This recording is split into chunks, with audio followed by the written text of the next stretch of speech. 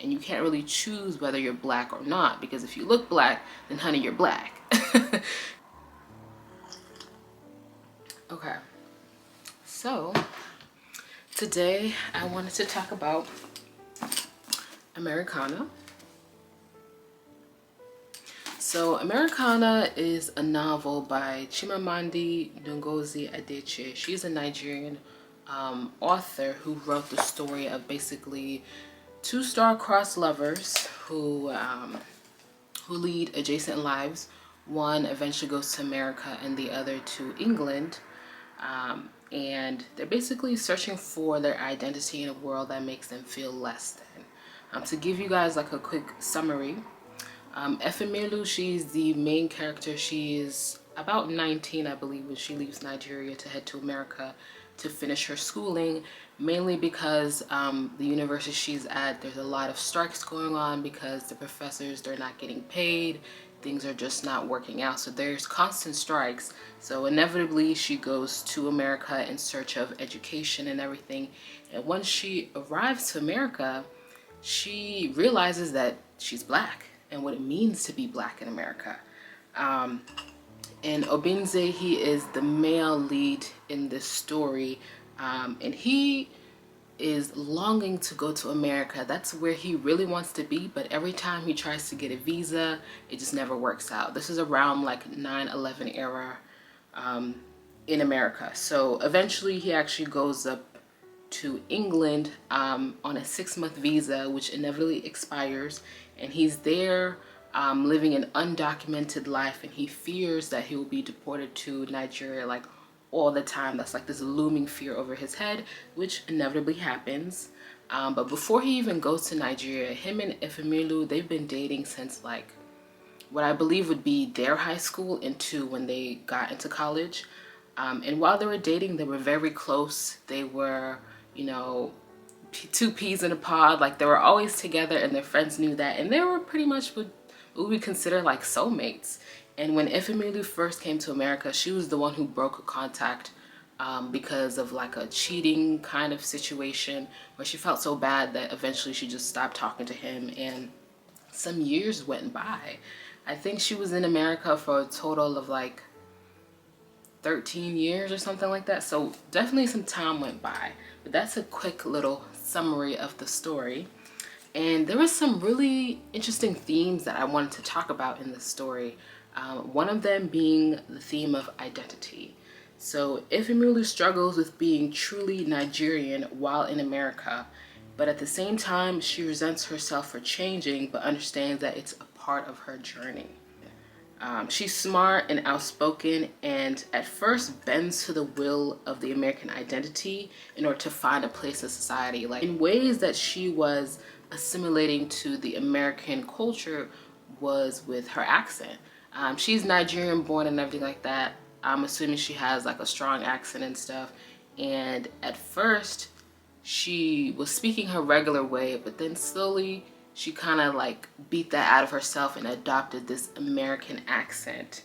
The story is confusing, child. Like, it's a lot going on, and one of my gripes about the story is how it's told time-wise. Like, it's not very linear. Like, in the beginning of the story, we're with her while she's getting her hair done before she moves back to Nigeria, and then she's telling us about her time in Nigeria, and then we switch to Obinze's side, and it's just a lot of switching back and forth, so you really have to pay attention in order to fully grasp the story. But like I was saying, she does stop forcing an American accent and embraces her Nigerianness while dating a white man named Kurt. Kurt is Kimberly's cousin. Kimberly is the nanny that she was working for. Well, she was the nanny, but she was working for Kimberly. And the juxtaposition serves to remind readers of the duality of identity. You can be more than one thing at a time. I found that very kind of hilarious, that when she was dating a white man is when she truly like embraced herself. And it just reminds us that, you know, identity is not one singular thing. There's many things that goes into who we are. That can be our race, it can be our culture, it can be like so many different things. Like, identity is not just one thing. Talking about identity, now we're relating to Obinze. So Obinze, he's calm, he's thoughtful, And he was in London for, I think, maybe like 3 years or something like that. I believe. I could be wrong. But he didn't assimilate as much in England because most of the time he spent being a shadow, and he wasn't truly recognized for his true self. Like right before he got deported, he was really good friends with one of his coworkers, Nigel, and he always regretted. He was like, oh, I wish I told Nigel like who I actually was and everything like that, which later on in the story he did, so that was kind of cool. But while Obinze was living in England, he tried to do like a false marriage in order to stay. And the day that he was, you know, doing the marriage and everything, right before the cops came up to him like, hey, are you Obinze? He was like, yeah. And it's like, yeah, you're under arrest. Your citizenship has expired, yada, yada, yada. So they contain him for a little while before they deport him back to Nigeria. And you could really see the kind of person that Obinze was compared to the others, because when he was arrested and he was in that holding place, he was really struggling with like shame and everything. A shame that he couldn't even be his true self, and then he got captured and then he had to go back, while others were plotting on how to come back again under a different name, under a different passport and everything like that. And he almost felt jealous of the shame that they lacked while he had shame, which is pretty funny. It kind of, you know, tells you who he really is as a person and everything like that. So that's pretty hilarious. But once he gets back to Nigeria, he's still struggling for a good while until he meets somebody named the Chief, and the Chief helps him like start a real estate business, and now he's swimming in dough. And while he's newly rich, he meets a woman named Kosi, which she is very beautiful but also very agreeable. She sparks me as the type of woman who does everything to please her man in a sense, and is very like, she doesn't let her true self be shown, because she's kind of just like a yes woman. She's kind of like the trophy wife, essentially. That's pretty much what she is. But anyway, he ends up marrying her and having children with her. But at the same time, we get the story from Efimelu's experience and Obinze's experience, and it's very clear that they both still think about each other, even though it's been years and years and years. Mind you, I don't blame Obinze for moving on, because it was Efemelu who first broke contact, but I do blame him for choosing Kosi, because it was clear that at the core of who she was, they didn't really click well together. They didn't understand each other, because when their child Buchi was born, she was like, oh, next time it will be a boy, or like she said sorry, she was apologizing for something like that, which is false anyway, because the man determines the gender of the baby. But I digress. She was sorry that it was a girl instead of a boy, because in their culture, men are seen as more dominant and more, you know, worthy of when you have children and everything like that. And she didn't understand that for him, the gender was never a big deal. He didn't care, as long as, you know, the baby was happy, healthy, all that good stuff. And that's when I think one of the few times he really realized, like, yeah, I find you attractive and everything like that, and I love you, but it's not anything more. Like with Efemelu, she's the type of person, she's very outspoken, she speaks her mind, she doesn't care what other people think, and she's very direct, and she's just like everything and more that he would have wanted in a partner. And what really annoyed me in this story is that they were always comparing other people to the past relationship, but then didn't want to go back and fix it. Like, what? Make it make sense. I know it's a story, but anyway, I digress. Now, this story, when I initially picked it up, I mostly thought it was about love. And however, it is a love story, but it's more a story about grappling with identity, with belonging, with racism, and just figuring out like who you are in this world and everything like that, which is not bad. But when I picked it up, I thought it was going to be mostly a love story, and it is, but that's not the main focus. On the topic of racism, both of them go from simply existing to being casted as black in their new country that they're in. Because in Nigeria, the hierarchy is mostly based on like ethnic tribe, because pretty much everybody's black, so that's not a conversation that needs to be had. It's more like, are you Igbo, are you Yoruba, are you Hausa, things like that. And of course, religion, class, that all plays into how people treat you. But in America, I can't speak too much for England because I've never been there. But in America, when you're casted as black, it's seen as like a negative connotation, and you can't really choose whether you're black or not, because if you look black, then honey, you're black. And I love how her blog talked a lot about that. But the blog was important to the story because it told of Ifumila's experience while she was in America. But I didn't really care for it too much. Like when she had the blog experts kind of just like skimmed through it. Like I said, I came in here thinking this was going to be a love story. And that's really what I was like rooting for. So I kind of just skimmed over the blogs. But it was necessary for the arc of the story and how the author wanted to convey her story. So like I said, the blog was the biggest link to racism and served as her thoughts, even though I didn't care too much for that. Yeah. But now talking over symbolism. Ifumila's hair represents her struggle for confidence and identity reassurance. So when she first comes to America, she's mostly wearing braids and stuff like that. But then when she gets her first like big girl job that Kurt, her white boyfriend, helped her get, she took out her braids, she relaxed her hair and everything like that. And when she relaxes her hair, it's an effort to appease the Americans while also taming her true self to seem professional, safe, and agreeable. She even said that when she relaxed her hair, it's like something died in her when those curls went straight. And I truly do believe that, because as an African woman, like, our hair is very important to us, and it holds a lot of our past, a lot of our trauma, and we express ourselves through our hair. And if you relax your hair and you're in the space where you're not truly comfortable with yourself, it's gonna show. Because after, when she kind of got past that, oh, I need to have straight hair to be professional and everything like that, one of her friends from college helped her cut her hair, and she had like a TWA, teeny weeny afro, and she didn't go to work for 3 days because she didn't feel beautiful. And at the time, she was still dating Kurt, the white boyfriend, and he was like, oh, it's not that bad. And she was like, oh, so you do think it's bad? And it kind of just started this whole thing. But in time, after she went to this one website, I think it was like called Happily Nappy Coily, something along those lines. But after she went there, she kind of like, oh, you know, there's other people like me who are struggling with the same thing. But then she finds hairstyles and all these good things. And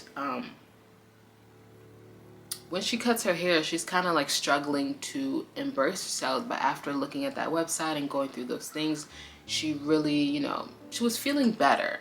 And I really resonated with that because, like I said, as a black woman, our hair is very important to us. And I've done a lot of different things to my hair. So I understand. I understand. Now, I wanted to talk about some of the things that I loved in this story. And for me, I think that the story was true about the African experience living abroad.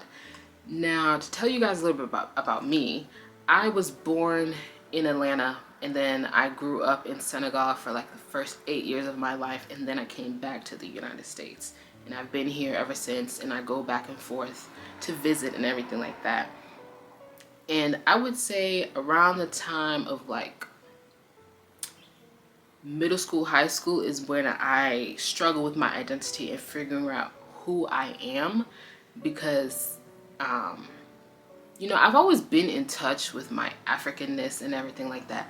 But when you are abroad, there are times where you do have to assimilate in, because you have to read the room. You really do have to read the environment. But how you choose to assimilate is how you have your power. You can choose to totally assimilate, keep your American accent, and, you know, eat American food and live the American dream and everything like that. You can choose to do that, but at the same time, you can choose to rebel and be your true African authentic self.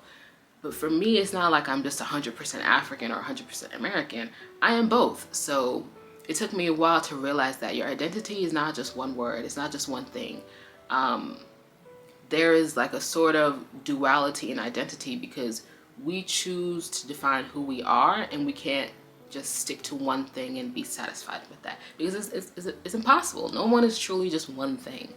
and that's boring. So yeah. And I loved how it reaffirmed my experiences of being, you know, African and being American, and, you know, realizing that other people have the struggle too, that I'm not alone and everything like that. And I loved how the story itself was captivating and left me wanting more.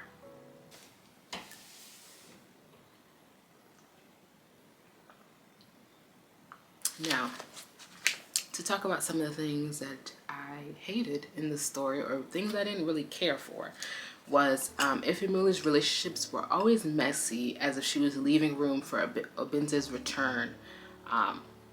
When she was with Kurt, the white man, she did cheat on him with her neighbor, and it's not like they were going through a rough patch or anything like that. Their relationship was happy. Kurt was a good guy, I'm not gonna lie. He had his moments where, you know, he wasn't necessarily like the greatest, but no one's perfect. Everyone has their issues. But if you're willing to work through that, then a relationship, it can work. But he was great. He helped her, you know, get her job, get her green card, and I think she became a citizen and all that stuff. Like, he helped her a lot financially. He kind of opened her eyes of like what America could be when you really, you know the game. Like, you know, when he stood up for her when she went to the salon to get her eyebrows done, and the eyebrow lady was like, "Oh, we don't do curly." Like, what do you mean? They're just eyebrows. You know, the hair might look a little different, but it's all the same. When he stood up for her and he was like yelling like, "Oh, I will call him the corporate," or whatever he said, "I'll get y'all shut down." Like, I was like, okay, I see you, Kurt. Do your thing. But yeah, her relationships were always messy. And then with Blaine as well, I think that was my least favorite relationship, simply for the fact that she and Blaine, it's not like they weren't good for each other. It's like at their core, they were two different people. It's not to say that you can't be in a happy relationship and be two different people, because, you know, opposites attract, but it's like he was just this like academic person who just like was like, he was a very straight line kind of guy, whereas when his sister did anything against the norm and curved a little bit, he was just like, yes, he was just okay with it. And yeah, we love our siblings and stuff like that, but he just struck me as a kind of guy that Ifemili wouldn't be with, but she was still with him. And I honestly truly believe that she was using these men as research, because they spiced up her life. I'm not gonna lie, they did. So yeah. Yeah, she always left room for Obinze, which I guess, whatever, her soulmate, cool. But I did not like how she turned into another version of Auntie Uju. I didn't speak too much of Auntie Uju, but her character trope I didn't care for, because I didn't care for her, but she's important because there are people like her in this world. She is the type of person, in the beginning she was, you know, dating the general who was a married man, and she ended up having his kid and everything like that. And everything was good for her because she had the life that she wanted, that rich life. But when he died, that's when everything went south, and she and DK had to leave Nigeria expeditiously and go to America and kind of run away and everything. And that kind of goes to show that, you know, when you're not living in your true self, there are always going to be consequences. So I didn't like her character trope, but I understand it's necessary for the story because there are people like her, and it also added spice to the story. Auntie Uju, she deserves so much more, like so much more. But she didn't get that, you know. And one thing I also didn't like was all the cheating in this story. Auntie Uju was cheating. Her friends were cheating with married men. She was cheating with Obinze, and he was married and everything like that. I think the part that kind of pissed me off the most was with Obinze, because when she came back, she didn't see him for a good while because she was kind of gathering herself, settling in, everything that makes sense. But then when they finally did see each other, she was always the first one to want to do more. Like, she was the one who was ready to get in the bed. Like, she was ready. And I can understand because they were each other's first love, but it's like, you deserve so much more, but at the same time, we only accept the love that we think we deserve. So if she thought that, you know, being a mistress was fine because she saw that growing up, so she didn't like care as much, but deep down she did care. She did care that when he left, he was going to Kosi, he was going to his child and everything like that. And it took Obinze way too long to come looking for her in the true manner, because she said that after they had that big fight, it was about 7 months before he came to her door saying that he's divorced his wife, he's moved, and that he wants to be with her and everything like that. It took too long, but I can understand because it's like, she was the one who broke the contact first, because yes, technically it is her fault, but when she came back, he knew he wanted to be with her, but he didn't have the gut, he didn't have the gall to do it the correct way. If it were up to me, when he came back and he saw her at the, what was that place called? The Jazz something, in that restaurant that first time, he knew exactly what he felt that day. He should have went home and be like, yeah, baby, it ain't gonna work. I don't love you no more. Everything like that. I got to go. But I can understand, for the story purposes, for the spice, for the juiciness, that's how it went. And yeah, and some of the things that I'm taking home with me, some of the revelations this book has offered me, it's not anything I didn't know, but it's like, this is what I'm taking with me from the story. Love is deeper than intimacy. We can love romantically at different levels. For example, Kosi, Obinze and Kosi's love, it's not like it was bad or like wrong, but it wasn't the true deep type of soulmate love. They were there for each other at a time when she wants to get married. He was newly rich, he had it all. He was like, I'm ready, you know, why not? You know, it just makes sense. And it really did leave me sad, because I'm like, there's so many levels of love, you know, that I have yet to experience. But, you know, there's so many levels in that, you know, if you're going to do it for real. If you're going to marry somebody, make sure it's somebody you actually want to be with. But, you know, there's different feelings and stuff on that. Another thing that it left me with is that culture and identity are closely related. I heavily, deeply, truly identify myself as, you know, my identity being closely linked to my culture, because it's part of me, it's part of who I am, and it's the reason that I am the way that I am in this manner. And we can only accept what we think we deserve. This is in terms of love, in terms of relationships, in terms of, you know, just anything from anybody, whether it be like a job, or money, or anything. We only accept what we truly think we deserve. And there were a lot of times when the characters, because of the way that they grew up, because of their culture, because of X, Y, and Z, they accepted the things that they thought they deserved, and it might necessarily be true. Another thing that really that I'm taking away from this is do what you love. Efemilu, since a child, she's been very outspoken, very loud, very unapologetically herself, and she could do that through her blog, which ended up making her way more money than when she ever worked for anybody. And she was also happier. So always do what you love, even if it's not like, even if it doesn't make sense at first, but just be who you are, do what you love, and it would all work out in the end.